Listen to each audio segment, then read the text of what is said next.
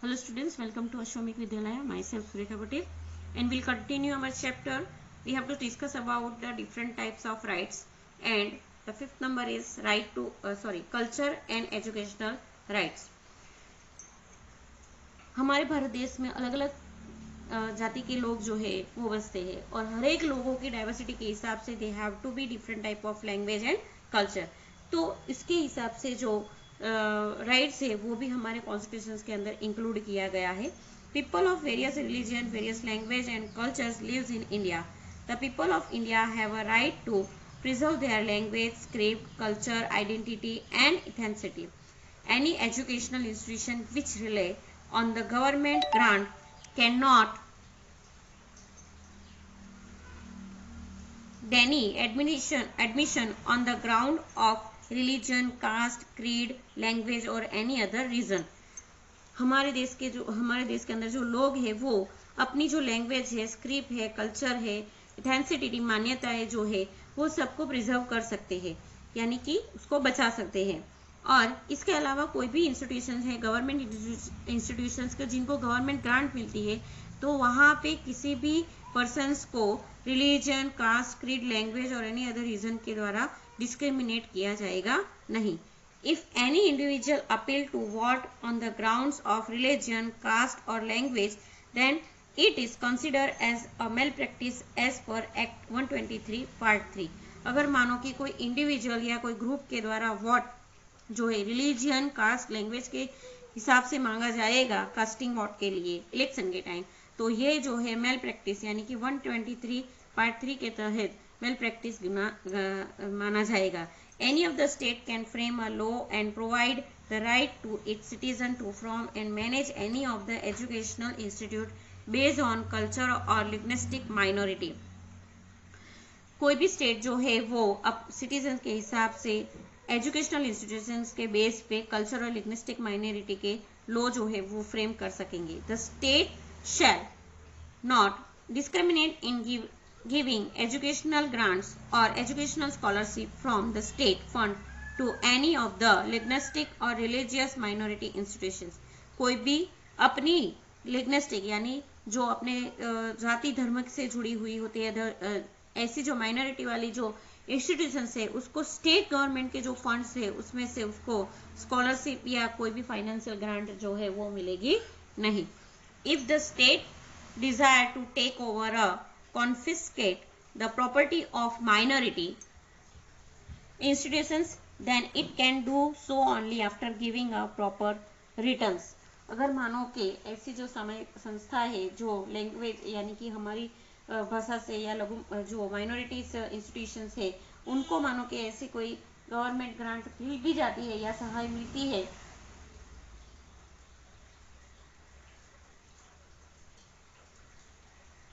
तो उसके लिए प्रॉपर रिटर्न्स जो है वो उनको देना पड़ेगा.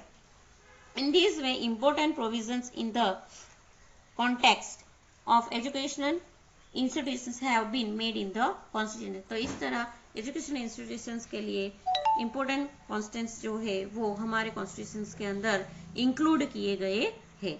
Next, right to constitutional remedies. Rights to constitutional remedies, that is the most important rights for all the citizens of India. No matter how many laws are framed or how many provisions are made for the fundamental rights, if these are not implemented well, then there remains no meaning of such freedom or rights.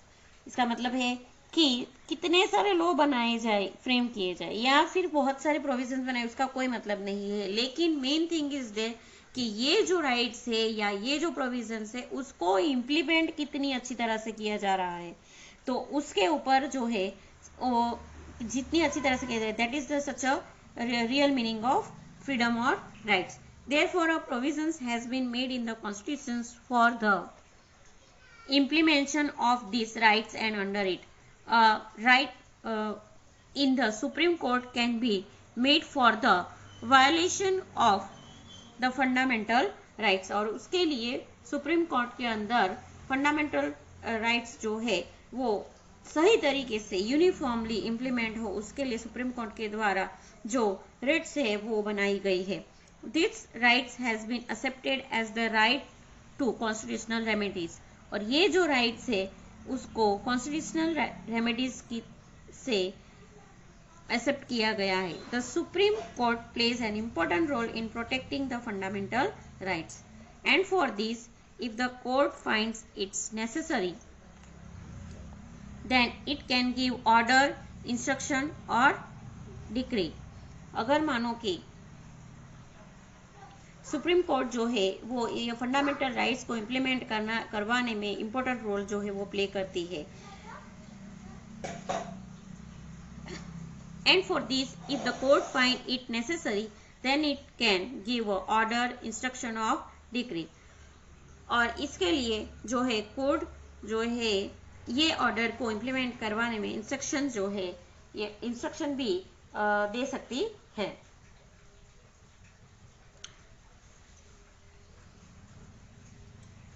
The apex court is wasted with the power given by the constitution.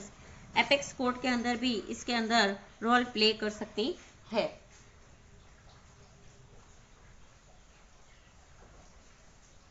Nobody can oppose it, और उसके लिए कोई oppose कर नहीं सकता. If any person put a complaint against any state for the